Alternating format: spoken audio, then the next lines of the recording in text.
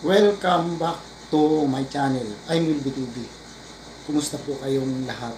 Merry Christmas po sa inyong lahat. Nakapula po ako ngayon kasi Christmas po ngayon.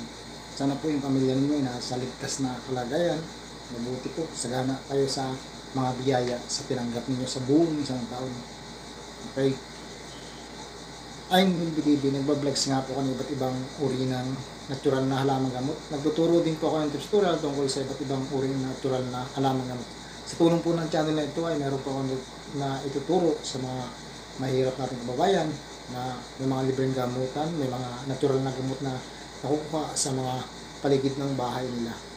Bago po umpisa, maraming salamat po sa new subscriber, new viewer. Maraming sa old subscriber, old viewer. Maraming salamat po sa inyong suporta. Sana po patuloy niyo suportahan ang channel ko para lalo po pong mag-grow.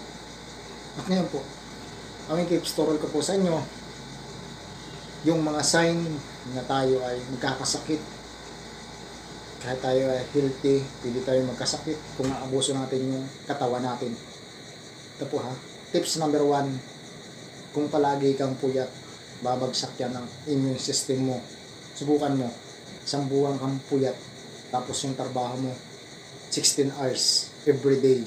Tapos siyempre kung 16 hours diyan, makakalimutan mong kumain ng wasto sa oras, makakalimutan mong uminom ng wasto sa oras, yung pahinga ng wasto sa oras makakaligtaan mo. Kaya babagsak yung immune system mo, pwede kang magkasakit. Ano mang uri ng sakit, unang-unang lagnat, trangkaso, sipon, ubo, yan, babagsak yung immune system mo. Tips number 2, ito yung mararamdaman mo kung ikaw ay malapit ng lagnatin, trangkasuin. Paggising mo sa umaga, sobrang init ng katawan mo, sobrang sakit ng ulo mo. Yan yung mga sign na magkakasakit ka na. Kahit healthy ka, huwag mong sabihin na healthy ka o siga ka kasi ikaw ba naman isang buwan na walang pahinga tapos 16 hours everyday, babagsak yung katawan mo, makina nga bumabagsak katawan pa kaya natin, di ba? Yan yung tips number 2, na kulang tayo sa tulog or kulang tayo sa anumang pahinga. Yan. Tips number 3, kulang tayo sa kain. Example, kung ikaw ay nagtatrabaho ng 16 hours, makakakain ka ba ng wasto? Makakainom ka ba ng wasto ng tubig? Kung makakakain ka ng mga pagkain na wasto, baka sa sobrang pagod mo, pagdating mo sa inyo, hindi ka na makakain ng kanin. Ang magawa mo na lang, uminom na lang ng kape, uminom na lang ng tubig, tapos makakatulog ka na. Makakalimutan mo na yung pagkain ng hapunan. Yan. Yan, kapag ganyan palagi ka isang buwan or higit, babagsak yung katawan mo, immune system mo. Pwede kang laglatin, trangkasuhin, ano pa mang sakit na pwedeng dumikit sa katawan mo o dumapo. Yan. Yan yung tips number 3. Tips number 4, malaramdaman mo paggising mo sa umaga, kapag naliligo ka, napakalamig ng katawan mo.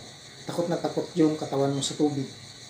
Yun yung mga sign na pwede ka nang magkasakit or malapit ka nang magkasakit. Alam nyo bakit? Kung yung katawan ninyo, di ba, naliligo kayo, press na press yan o press ko ka, di ba, pag nababasa kapag umaga, lalo na kung kumpleto yung tulog mo, nararamdaman ba ninyo? Comment.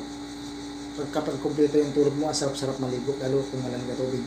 Pero kapag gising mo sa umaga, ang katawan mo, takot sa tubig, lamig na lamig ka, tapos pagkatapos ng maligo, di kung lalagnatin ka or tatrangkasuin, ano pa man nararamdaman mo, na yung katawan, masama yung pakiramdam mo. Yan yung mga sign na pwede ka nang magkasakit or magkakasakit ka na. Yan yung tips number 4. Tips number 5, pumasok ka sa aircon. Example, matagal ka na nagtatrabaho sa aircon, ay yung lamig dun, bihasang-bihasa ng katawan mo. Tapos, pagpasok mo one day sa aircon na pinagtatrabuhan mo, lamig na lamig ka. Tipong ayaw mo nang mag-aircon. Tipong gusto mo nang patayin yung aircon sa inyo. Dahil ang sama ng pakiramdam mo na parang lalagnatin ka or ano pa manaramdam mo sa katawan. Yan yung sign na pwede ka nang trangkasuhin or lagnatin. Ano pa man sakit na pwedeng dumapo sa katawan mo. Tips number 5. Tips number 6, wala ka nang ganang kumain. Pag break time mo sa trabaho, wala kang ganang kumain. Gusto mo, matulog ka na. Gusto mo, matulog na mahinga ang haba. Kasi pakiramdam mo, pagod na pagod ka. Pakiramdam mo, hinang-hina yung katawan mo. Ayaw mo nang kumain. Ayaw mo nang uminom ng tubig kasi immune system mo bumagsak na. Yan yung tips number 6. Tips number 7, wala kang ganang kumain. Tipong masarap yung pagkain mo,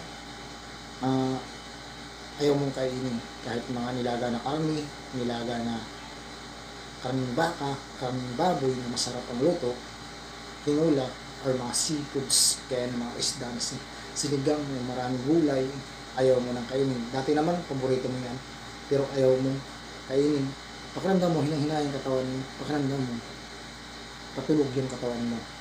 Pakiramdam mo, init ng katawan mo. Pakiramdam mo, ang lamig-lamig ng katawan mo. Ang sakit-sakit ng ulo mo. Masasakit yung mga kasuan mo, mga daliri mo, masakit. Tuhod, masakit. Yan yung mga sign na magkakasakit ka na dahil sa sobrang gamit mo sa katawan mo ng trabaho. Alam mo bakit? Yung katawan po natin, may hangganan yun. Di ba yung makina ng hangganan, 8 hours, matayin mo na. Tapos, next, kung mayroon siya pahalili ng makina, di ba? Nag-overheat ka na eh. Ganon din po yung katawan natin. Kung overuse yung katawan natin, napakaraming sakit na makukuha natin, lalo na kung kayo umidad ng matandang kayo, 40, 50, 60, 70, doon mo na mararamdaman. Ngayon, bata ka pa, kabigan, huwag mo sabihin na super lakas ka, barako ka, malaking muscle mo. Huwag mo sabihin, siga ka. Huwag mo sabihin na sobrang lakas mo. Darating din yung araw, kung abusado ka sa katawan mo, babagsak yung katawan mo. Iba't ibang uri ng sakit. Kung yung mga nasabi ko, palagi kang magtatrabaho ng 16 hours, sigit pa, kulang ka sa kain, kulang ka sa ng tubig, mga masustansyang pagkain, nakakalimutan mo ng kainin dahil sa sobrang trabaho mo, dahil sa sobrang paggamit mo sa katawan mo. Darating ang araw, babagsak ka. Kulang pa yung trabaho mo, yung sahod mo sa sakit mo. Okay, yan. Sana nakatulong ko sa inyo. Kung kayo po ay abusado sa katawan ninyo, may mga kakilala kayo, sabihan ninyo. Magandang magpayo. Sabihin mo, kaibigan, pagdating ng araw yung ginagawa mo, hindi makakatulong yan sa kalusugan mo. Iwasan mo na yung mga ganyang trabaho. Marami pang trabaho, kaibigan. Marami pang trabaho na darating sa iyo. Baka kapag yung trabaho mo yan, 16 hours, inabot ka na 1 year, hindi ka na matulungan. Kung nagsasabi sa'yo, tigilan mo na yung trabaho na napakahaba. Marami namang company na 8 hours, 10 hours, 12 hours. Okay na yun. Ganyan yung mga company na talagang friendly.